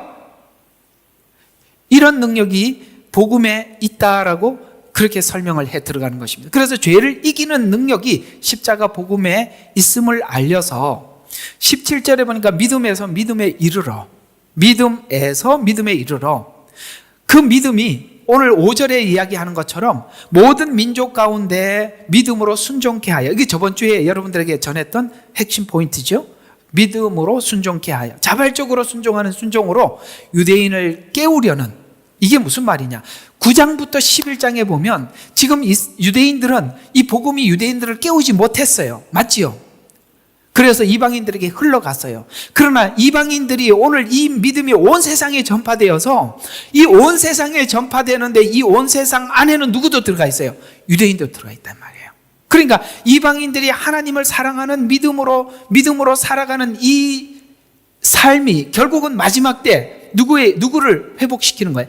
유대인들을 회복시키기 위한, 그렇게 되기 위해서는 우리가 오늘 로마 교인들이 하나님을 관계 속에서 믿음을 갖고 사랑하는 이 안에서, 사랑하는 주님이 우리를 사랑하고 우리가 주님을 사랑하는 이 관계 속에서 순종하는 믿음이 다시 유대인에게 전해지기 위해서는, 아시겠어요? 이 이방 교회의 역할이 크다는 것이죠. 자, 그러면 여기서 우리가 하나하나 제가 하도 이렇게 하다 보니까 질문하는 부분들이 있어서 자꾸 걸려서 풀고 지나가고 해볼게요.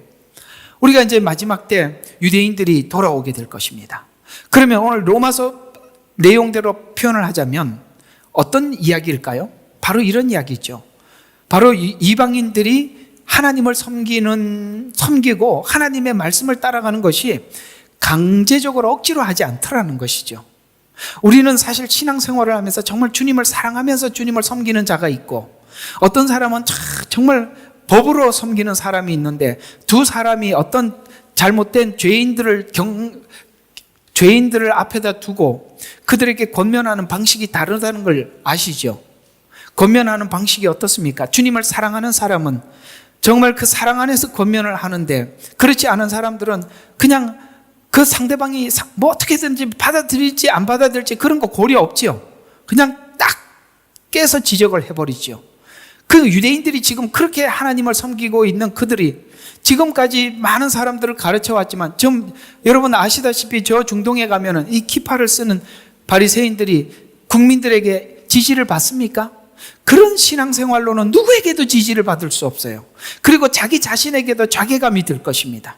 그런데 이상하게 이방인들은 정말 자기를 희생하면서 하나님을 정말 사랑해서 그걸 보면서 뭔가를 비교를 하지 않겠습니까?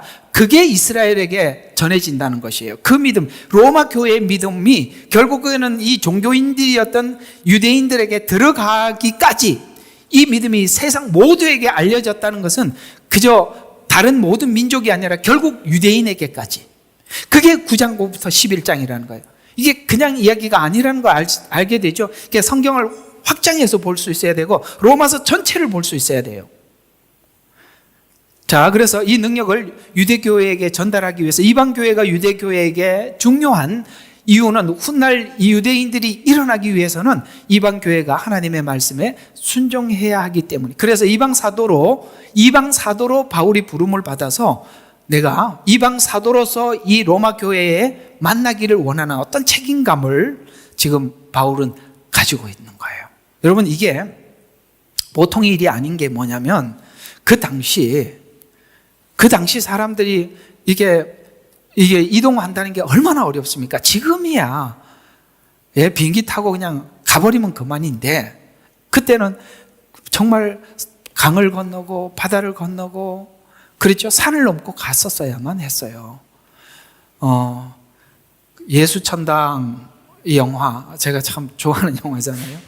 그러니까 예수천당 최건능 목사님, 이분이 이제 중국에 하나님께서 복음을 전하라고 부르셔서 자기가 했던 교회를 사임을 하고 이제 중국을 가는 과정 속에 겨울에 이렇게 산을 넘고 만주로 가는, 사실 뭐 그때 평양에서 만주 가는 길은 사실 지금 이렇게 바울이 다닌 걸 생각해 보면 아무것도 아니잖아요. 그때 산을 넘고 참 인상적인 데가 있었어요.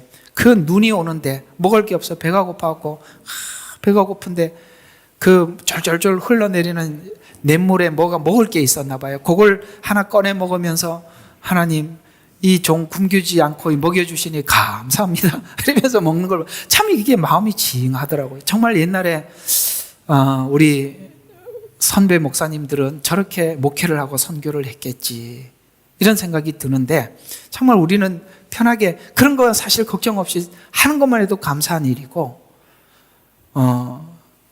그랬어요. 어쨌든 이 바울이 이 로마까지 가는 게 얼마나 힘든 일이에요. 나중에 로마를 결국은 가지만 뭘로 가죠? 죄수로 가지 않습니까? 죄수로 공짜 배 타고 나라 배 타고 갔습니다. 그럴 정도로 로마에 그토록 가고 싶어 했어요. 로마 교인들도 바울을 그렇게 기다렸으리라 생각합니다. 그래서 오늘 8절에 보면 너희 믿음이 온 세상에 전해져서, 로마서를 보면 유대인에게까지 이르기를 원한다. 이게 9장부터 11장 이야기입니다. 그래서 이방인이 가진 믿음은 십자가를 사랑으로 얻는 믿음이고, 이 믿음은 그리스도 사랑 안에서 끊을 수 없는 8장에서 말하는 그 믿음이었어요. 그래서 사랑의 관계 속에서 결속된 자들을 향해서 성도라 이렇게 했잖아요. 그러니까 지금 성도라는 말이 이제 제일 끝부분에 제가 한 번 더 말씀을 드리겠습니다만은, 원래 이 성도라는 말의 원어는 뭐냐면은 자궁이라는 뜻이에요. 그러니까 이 자궁이라는 말은 한 어머니로부터 난 이런 뜻이거든요. 우리는 전부 다 예수 그리스도라는 안에서 난 자들이에요. 그래서 우리는 같은 성도라, 형제라, 자매라 이렇게 부르는 거예요. 시온이하고 시엘이가 형제잖아요. 엄마가 한 사람이기 때문에 그렇듯이 말이죠. 우리는 성도라고 표현할 때는 우리는 예수 안에서 난 거예요. 그래서 우리는 전부 다 같은 혈통을 가지고 있는 것이죠. 우리가 세상에 살 때는 육신의 혈통이 중요해 보이지만 보면 우리가 하나님 안에서 났다는 것이, 이것이 훨씬 중요하다는 것을 우리가 알 수 있는 것처럼 말이죠. 그래서 로마 교회에 있는 성도들이 온 세상에 선포될 만큼 그들이 가지고 있었던 자랑스러웠던 이유는 바로 이 믿음을 교리적으로 이해하는 것이 아니라 관계 속에서 이해하더라는 거예요. 자, 여러분, 요 부분을 한번 짚고 넘어가 보면, 여러분들이 지난날 이 복음을 이해하기 위해서 교리적으로 이해했을 때는 여러분들의 확신이 없었을 거예요. 뭔가가 또 다른 교리, 이게 지금 내가 믿어서 구원을 받는 건지 예정해서 구원을 받는지, 언제는 예정으로 갔다가 언제는 저쪽 이번에 이제 생방송 하니까 좀 와서 들어봐요. 그거 이제 설명을 좀 해드릴 거예요. 그렇지만 우리가 어디서부터 확고하게 안심이 드느냐면 하나님과 우리 관계 속에서 믿음을 이해할 때 우리에게는 그보다 더 자유스러운 것이 없고 확실한 게 없다는 것이죠. 나를 부르시고 나를 구원하신 그분이 누구냐가 중요한 거지 내가 누구냐는 중요하지 않아요. 아닌가요? 그분이 중요하죠. 그래서 우리가 구원이라는 것을 나 중심 쪽에서, 나 쪽에서 확인하려고 하면 항상 불안합니다. 그러나 나를 부르신 하나님을 알면 알수록 거기에 대해서 분명해지는 것입니다. 그러니까 교리 쪽에서 이 로마 교인들은 이해한 것이 아니라 결국은 교리를 쭉 설명을 하다가 이것이 어떻게 관계가 형성되었는지 8장에 가서 사랑 안에서 끊을 수 없느니라라고 딱 확언함으로써 이 사랑 안에서 끊을 수 없다는 이 말은 교리적으로 이해를 해보니까 구원의 모든 것이 주권이 누구에게 있더라? 하나님께 있더라라고 해서 그 하나님께 있다면 그분이 누구냐가 중요한데 사랑 안에서 끊을 수 없느니라라고 해서 하나님의 사랑 안에서 내가 구원이 묶여 있구나. 이것이 만민 구원설은 절대 아닙니다. 이걸 가지고 악용을 하는데 그 말은 아니에요. 그래서 결국은 이 로마 교인들이 이해하고 있는 믿음은 뭐라고요? 관계 속에서